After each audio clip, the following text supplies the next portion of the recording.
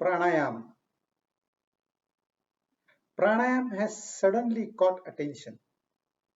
Many people are using it to improve their immunity. No doubt, pranayama improves many things: blood circulation, oxygen level, flexibility, agility. There are many advantages of pranayama. But the condition is approach must be scientific and practice must be consistent. Today, people are practicing pranayama but wrongly most of the time. And that is why they feel sometimes it is tiring, sometimes it is boring. The right method of pranayama is rejuvenating. It energizes the person. It's a fun, it's an enjoyment. So this video is made to highlight this one point and also to suggest some corrections. Pranayama is an ancient science. Our sages studied nature, they studied human composition, and they realized the diseases come and the cures are not available. So they worked on this principle: prevention is better than cure. And they invented this pranayama and they lived more than 100 years without going to any doctor, any medical place.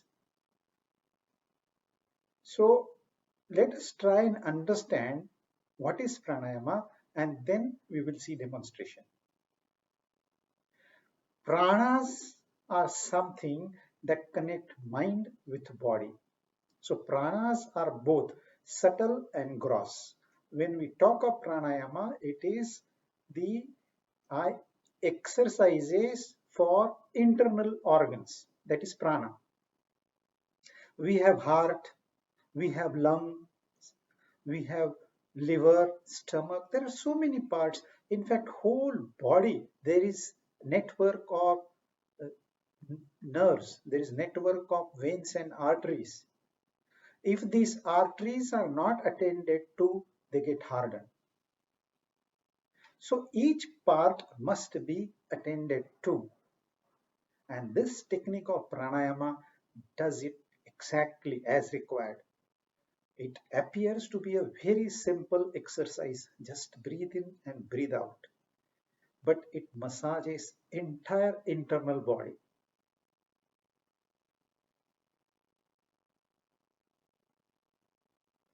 There are 5 divisions in prana. They are called panchapranas. The first is prana. We breathe in, that is prana. We drink liquid, that is prana. We eat, that is prana. Whatever intake we take, that is called prana. And it's not as simple as it appears. When we are breathing in, the lungs have to expand. Exact calculation is made how much air has to go in, how much oxygen has to be extracted, how much CO2 is to be given back. It's a very complicated system. Science has not been able to explore it. But our sages divided pranas into these 5 parts, and the first part is entire system responsible for intakes. That is prana number 1. Prana number 2 is apana. We remove certain things from our body. It could be sweating, it could be urinating, it could be sperms. Whatever we remove from our body is apana. The third is samana, digestion. We eat, we drink, and we breathe in. All these are combined. There is a chemical reaction, energy is produced, and this food is converted to juices. Juices are converted to blood. Eventually, blood is converted to brain, and eventually, the supply goes to mind as well. So, this is called digestion system. And then there is a distribution system called Vyana. Even the tip of this finger must receive that energy, otherwise it will start damaging from here. So every corner of the body is attended to, and that is called Vyana. And Udana, fifth one, deals with our thought absorption, knowledge, memory, etc. So these five divisions, these five systems need to be kept in repair all the time, and pranayama does it. A simple technique: when we breathe in, we breathe little more than normal. When we breathe out more than normal.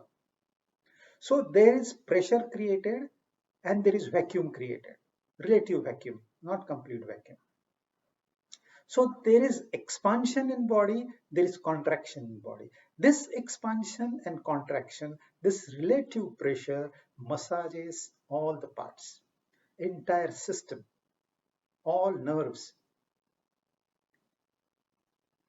If done technically correct, these pranas can be concentrated to a particular area, and then the parts in that area get massaged.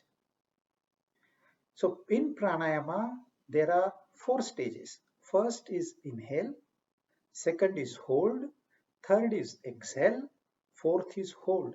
This hold is called kumbhaka. This hold is very important in pranayama.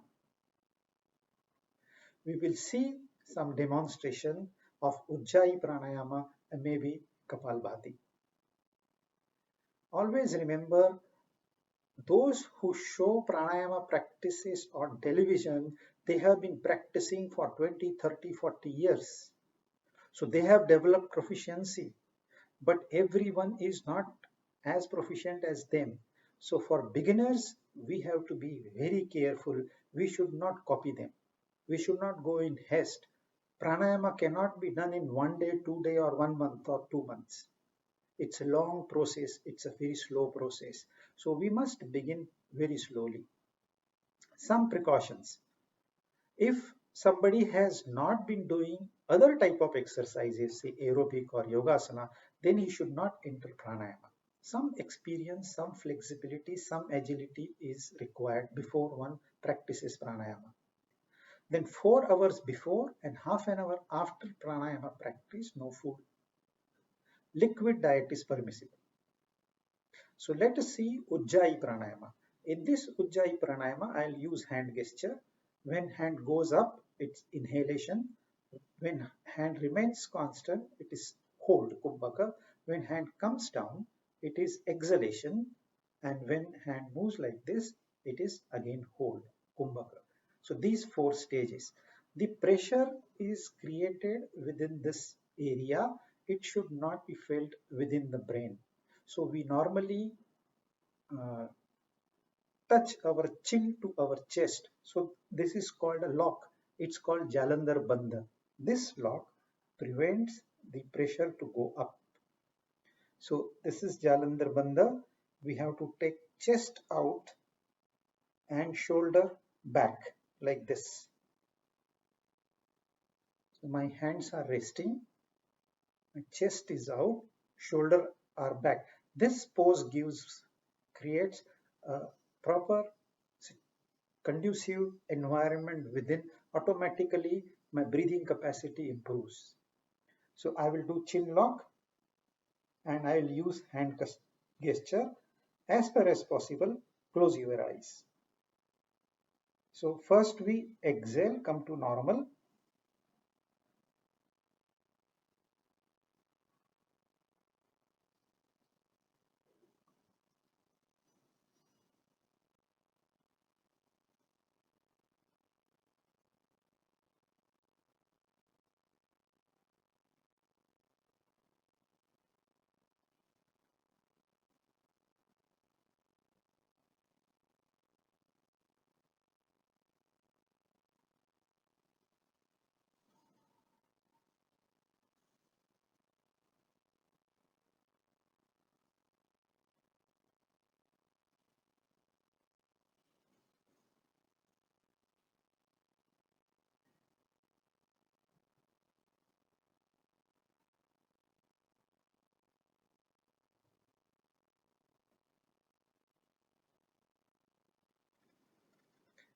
So that is one cycle. And we have to keep repeating this. Normal person will require 20 seconds for this one cycle. I did it in approximately 1 minute. So from 20 seconds, we can go to 30 seconds, 40 seconds, 50 seconds, like that, keep on increasing. So that is Ujjayi. The second very popular is Kapalbhati. In this, air is blown out. The attention is blowing air out. Do not attend to breathing in. We forget breathing inside. It happens automatically, but we use stomach muscle. It's like a pump. It's pumping air out all the time. And 10 cycles, maybe 20 cycles are sufficient to begin with. We'll do little more just to get the feel.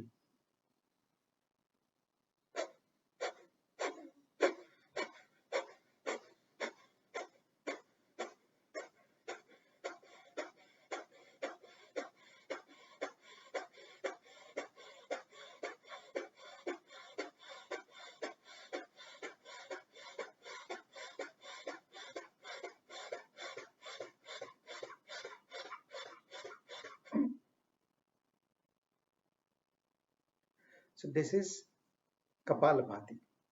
Now, most important is Ujjayi. If Ujjayi is practiced within few days, few weeks, perhaps few months, the lung capacity will improve. We will be able to take in more air. That is the first objective of pranayama. And second objective is to retain air inside and then stop when the air is out. So this kumbhaka is to be observed carefully and the volume of air to be observed carefully. Slowly keep on increasing the volume of air. So volume and time, they are crucial in pranayama. If pranayama is done over a period of time, entire system can be cleansed off. It improves our agility. Even it can help mind get detached from body. Like water helps the glued stamp to get released from paper. So pranayama is not a gimmick. There is nothing mystic about it. It's a pure exercise. Our ancient rishis have given us this simple technique but very effective technique. And if you are unable to take your chest out and shoulder in sitting position, one can use bolster, blanket for head, and lie down on bolster and practice Ujjayi. That will automatically raise our chest. Right now I'm sitting on bolster, but I can't show you lying down. But just practice initially, and then you can seek the help of experts. I hope this is useful to you. Thank you.